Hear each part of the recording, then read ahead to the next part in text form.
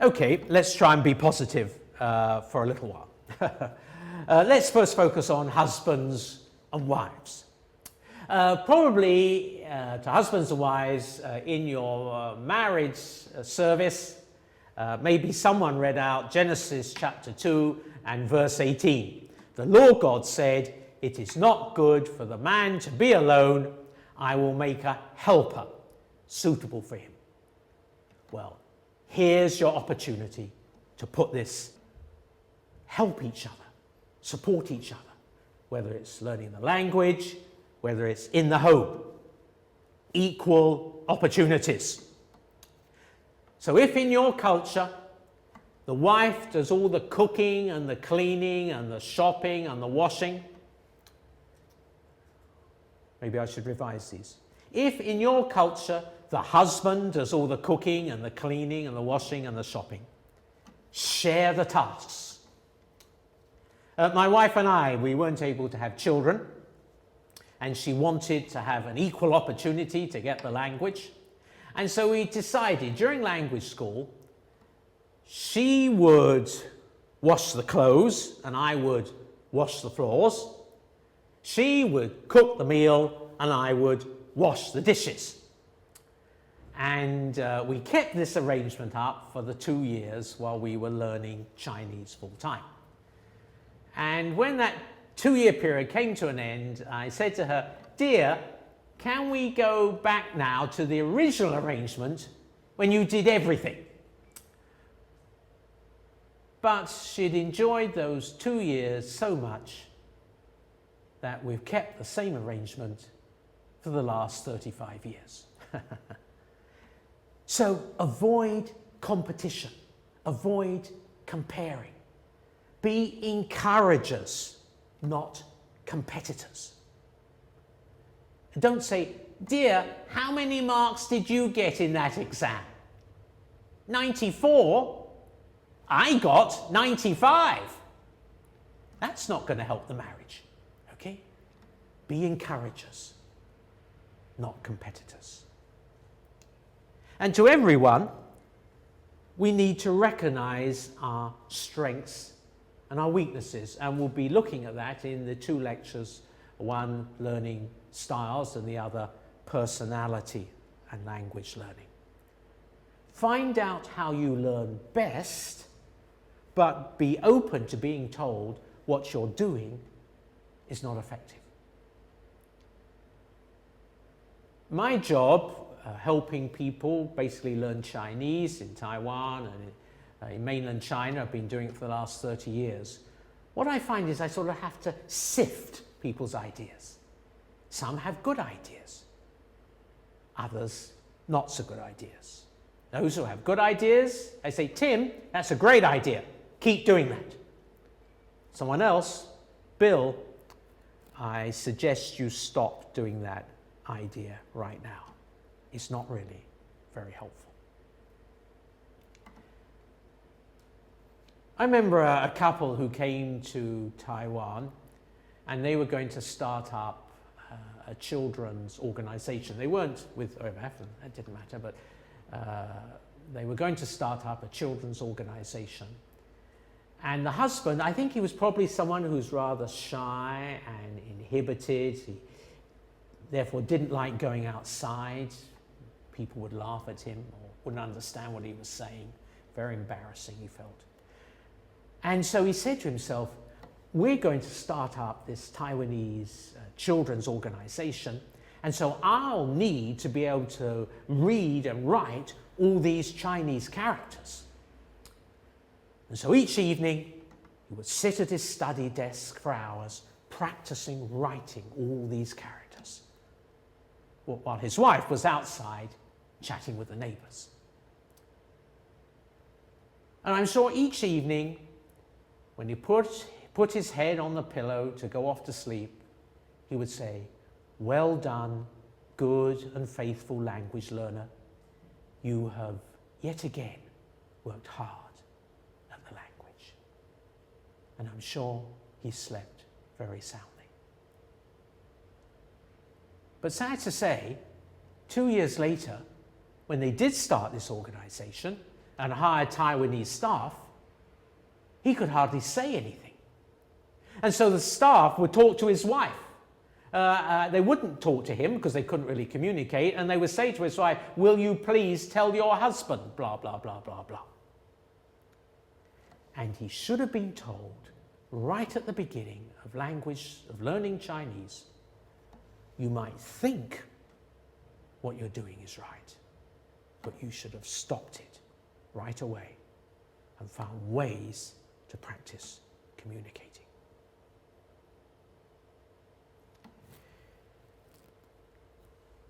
Let's just go back to thinking about some key attitudes, and particularly that I believe God brought me and has brought you thousands of miles probably to the mission field to teach you new lessons about trusting Him and loving Him, serving Him, and particularly lessons in the area of a humble and teachable spirit. Sometimes I think about Moses. Remember Moses, you can divide his life into 3 lots of 40 years. His first 40 years must have been tremendous fun, growing up in the palace there. Then he tried to save his fellow Israelites, and God, he had to flee, and God wanted him to look after sheep for the next 40 years. Why? To teach him mainly just one lesson, the lesson of humility. It's not me, but it's God. And I thought, interesting. God felt Moses needed 40 long years to learn that lesson. The problem is, you have only got 2 years. You've only got 2 years.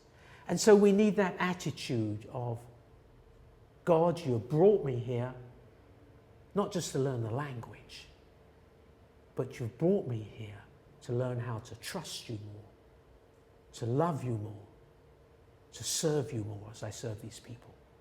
And I believe that if during language learning period you cannot be a demonstration, a testimony of a humble and teachable person, if you can't display those qualities during language school, I doubt if you will ever be successful as a missionary later on. Okay, let's move on to something else. The importance of maintaining a balanced lifestyle during language learning. The importance of maintaining a balanced lifestyle during language learning. I don't know if any of you have read the book written by Eugene Peterson. Actually, it came out a long while ago. It came out in 1980. A Long Obedience in the Same Direction. A Long Obedience in the Same Direction. Now, Eugene Peterson was writing about discipleship, but he could have been writing about language learning. Because language learning demands the total person, totally involved, totally committed over a long period of time. And if you don't do that, you won't get the language. To be honest, I am not a gifted language learner.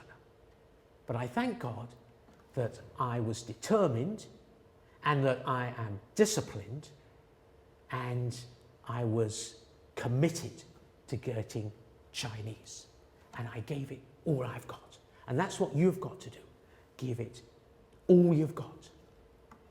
And yet at the same time, live a balanced lifestyle, avoiding burnout.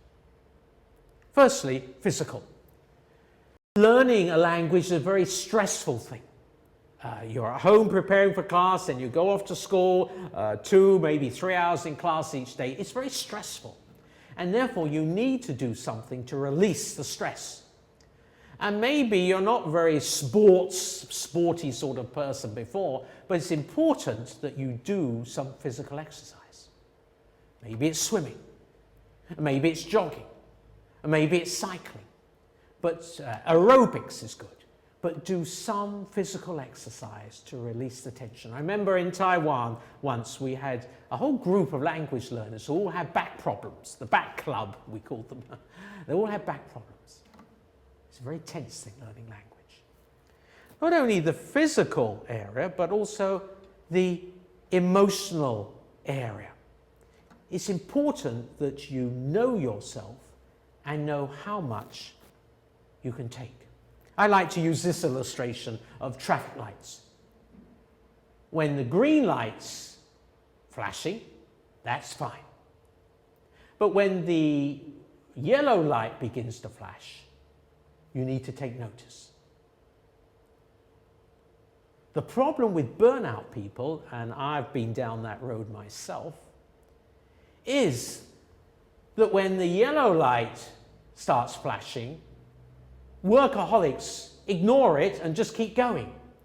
And then the red light starts flashing and they still carry on. And then they burn out and they have no use to anyone again. And so what you need to do is to be able to take your emotional temperature, to recognize when the yellow light starts flashing and take action. Maybe you need a break. Maybe you need to get away for a day and that's all you need.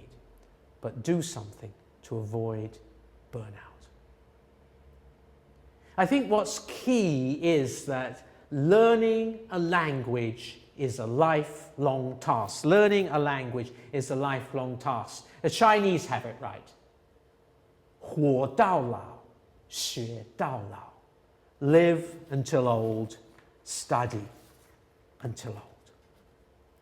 And so if you find that there's something upsetting you emotionally, something hurting you, try and pinpoint what it is and do something about it. Maybe it's a teacher at school who you find very frustrating, her teaching style, or she's humiliating you all the time. Well, don't just sit there. Try and do something to change the teacher. Particularly where it's one-on-one teaching situations, just you and the teacher. Go to the head of the school. Schools like OMF in Japan or in Thailand, you can go and see the OMF person. In Taiwan, we use a private school, but it's still one-on-one. And the OMF coach can go and negotiate with the school. I believe it's very important that you look forward going to school each day because you can't wait to be with that teacher. And yet, if it's going to be another day with that teacher you can't stand, that's going to be emotionally very stressful. Do something to change it. Or maybe if it's a classroom situation, there's others in the class, maybe there's someone there who's annoying you, some other student. I remember once I went to a city in China and I was talking with some language learners who all happened to be in the same class, and they were saying, well, there's someone in our class who keeps asking questions and is using up too much of the class time just with their questions, and it's upsetting us. And I said to them, I said, you're all in China for the same purpose. Why don't you sit down together and talk it through as a group with that person there and come to an arrangement that you can all accept? So if there's something upsetting you, don't just sit there. Do something about it. Do something about it. Take your emotional temperature regularly. Thirdly, it's going to go on to the next one. Just hang on 2 seconds. It'll get there soon. So we better cut that. Sorry. I don't know why. It's just stuck there. Yeah. It's stuck. Just hang on 2 seconds. Yeah, it's fine. Sorry about that. Okay, I'll jump past that slide.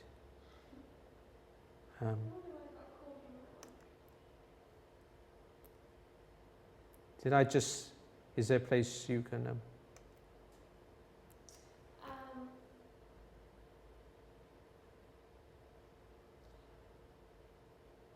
you're going to skip past that slide? Yeah, did I have it up before about live until old, study until old? Was it? It was showing there. Yeah. So I can now go on to the next section, which is maintain spiritual health. Yeah. You can just go to recording. Yeah. Okay. Fine. I see. Okay. The third area is maintaining spiritual health, not just physical health, not just emotional health, but spiritual health.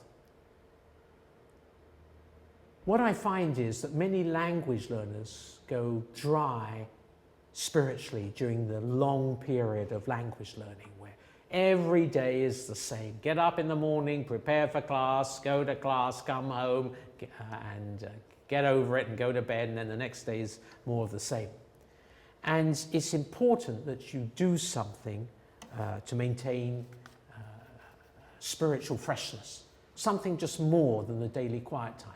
Maybe go away for half a day once a month. We know about culture shock, but it had to be a Korean who wrote about spiritual shock. And in an OMF magazine a long while ago, Brother Son wrote this. He said, "I found it difficult to maintain a normal spiritual life because of the intensive language course at Lokburi in Thailand. Often I would ask myself, as a missionary who came to share the gospel, what am I doing when I cannot even maintain my own spiritual life?" It was a time of spiritual hunger and thirst. And he went on to say, especially for me, the spiritual shock was greater than the culture shock. And so do something. Jin Sik, who came from Korea during language school, he decided to translate a book on prayer, translate it from English into Korean. That was a great idea. But do something. Do something more than just your daily quiet time. Going back to Luis da Silva from Brazil. Luis, before he came to Taiwan, he was the pastor, the senior pastor of a 2,000 member church in Brazil. And he told me every day he was preaching. Every day he was helping people. People would come to him and say, "Pastor da Silva, I need your advice. Pastor da Silva, I need your help." And he told me he then left there, joined OMF, came to Taiwan, and struggled learning Chinese. And he said no one came to him and said, "Pastor da Silva, I need your help. Pastor da Silva, please preach a sermon." But he said the problem was he'd been so used to creating sermons on a daily basis in Brazil that in Taiwan, when he put his head on the pillow before he went off to sleep, he would create yet another sermon. But the problem was, when he got this sermon ready to deliver, the only member of the congregation present, his wife, was already sound asleep. And he came to my home one day, and I remember he said to me, "Martin, I now realize God has brought me to Taiwan to die to my former glory as a pastor." And at that time, Luis was at rock bottom, but he was ready to climb. And today, God is using Luis in China in a wonderful way. Attitude is key. But just in the last few minutes, I want to mention a second word that's important. Expectations. Expectations. How long do you think it's going to take for you to learn your target language? Most of us have unrealistic expectations. I remember our first prayer card. This wasn't the first one, but I always remember our first prayer card. It had on it 1976, learn Chinese, 1977, begin ministry. So simple, so unrealistic. So simple, so unrealistic. I remember a Canadian, he wasn't with OMF, but he knew I was helping people learn Chinese, and he came to me one day The problem was that before coming, he'd read several books about CIM missionaries in China who were preaching after 6 months, you see, and it got him all fired up. But he wanted to be a bit more reasonable. So he said, Martin, I want to be preaching after 9 months. Do you think that's reasonable? And I said, Bill, knowing you, I think it is, but I feel sorry for the congregation. Let's be realistic. Let's be realistic. And I want to say to all Koreans, many Chinese, some Americans, and to all who have read The Purpose-Driven Life, please ask your language coach how long they think it's going to take you to learn the language. Don't ask them as soon as you get off the plane. Give them, say, 3 months or maybe 6 months so they'll be able to measure your progress, see how you're getting on. And they say to them, tell me honestly, how long do you think it's going to take? Ask them, then believe them, and thirdly, then tell the supporters at home so they don't write these silly letters asking about how's your ministry going when you've only been there 6 months. Okay? And in that way, adjust your expectations to something that's realistic. 2 key words: attitude, expectation.